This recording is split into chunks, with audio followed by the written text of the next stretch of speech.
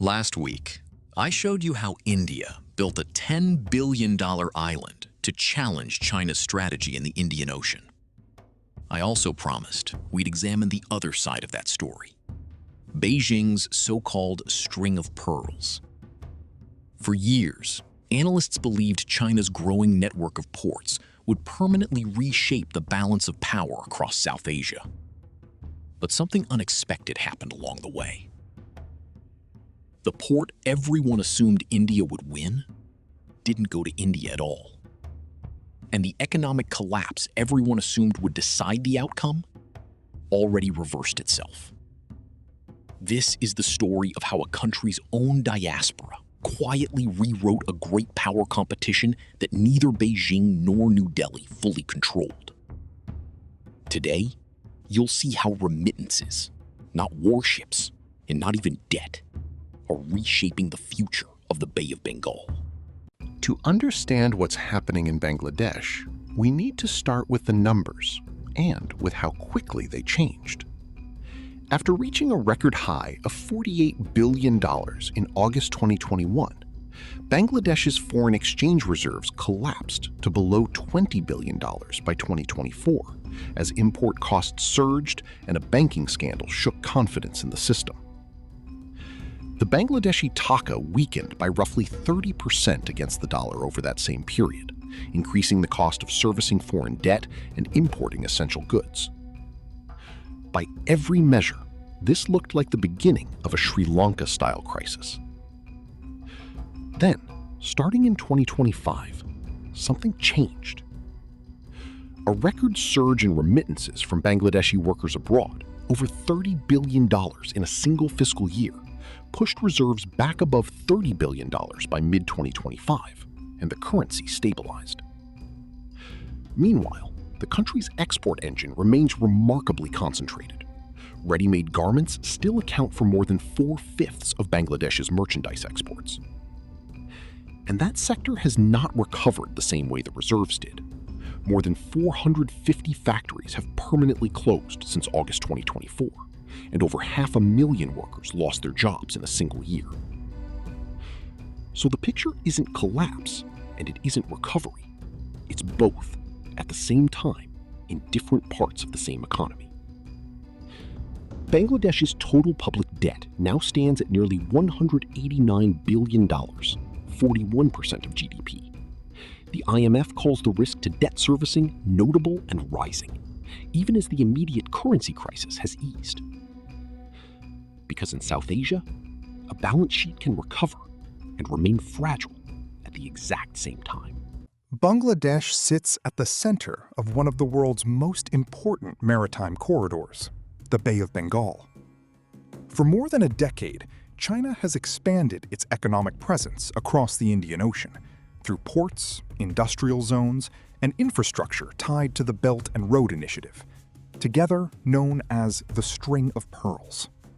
Chinese lending to Bangladesh is real, but it's smaller than often assumed. Independent estimates put total Chinese investment and loan commitments in the range of $7 to $10 billion, a fraction of the exaggerated figures that circulate online.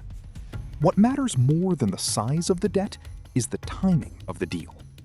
In March 2025, during Bangladesh's interim leader Muhammad Yunus's first state visit to Beijing, China committed $2.1 billion in new investment, loans, and grants, including $400 million specifically to modernize Mongla Port, Bangladesh's second-largest seaport.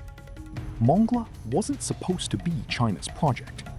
Since 2015, an economic zone at that same port had been reserved for India under a bilateral agreement signed by Prime Minister Modi. But the Indian-nominated developer never broke ground. And in 2025, as Bangladesh's interim government looked for capital wherever it could find it, that stalled Indian project was delisted and reassigned to a Chinese state-owned construction company. China didn't need a debt trap to win Mongla. It simply showed up with capital at the exact moment its rival could not deliver. And that is where India's side of this story gets more complicated than anyone predicted. Bangladesh's political transition added another twist to the story. The interim administration, led by Muhammad Yunus, inherited the stalled Mongla project and, in late 2025, removed the original Indian proposal from the government's active investment pipeline after years without construction. Then came another political change. Following the February 2026 general election, the newly elected government under Prime Minister Tarique Rahman reviewed the project, but ultimately stayed the same course. During Rahman's June 2026 visit to Beijing, Bangladesh signed the final agreement allowing the Chinese-backed redevelopment of Mongla to move forward. The government changed.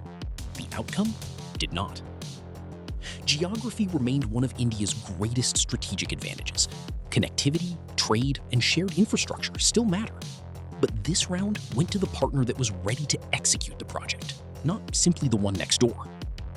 That's a harder lesson than either China's so-called debt trap strategy or India wins through proximity. Because in geopolitics, showing up with a signed contract still beats showing up with a map. Bangladesh's story over the past 3 years resists the simple version. It's not a country that collapsed and stayed collapsed. It's not a country that recovered and became stable. Its foreign reserves crashed, then rebounded. Not because of Beijing's loans or New Delhi's credit lines, but because of millions of ordinary Bangladeshi workers sending money home from abroad. Its garment industry, the backbone of its exports, kept shedding factories and jobs, even as the currency stabilized. And its most contested strategic asset, the port of Mongla, went to the power that showed up with a check when the incumbent partner could not deliver. China invested a modest sum at exactly the right moment. India had the geography, the history, and the larger credit line, and still lost the contract. The real force that stabilized Bangladesh wasn't a foreign government at all. It was the country's own people, working overseas, sending money home, one remittance at a time. Do you think economic competition in South Asia is really decided by great powers, or by the people neither government controls? Share your perspective in the comments. If you enjoy data-driven geopolitics backed by evidence, subscribe to Covert Economics, and I'll see you in the next analysis.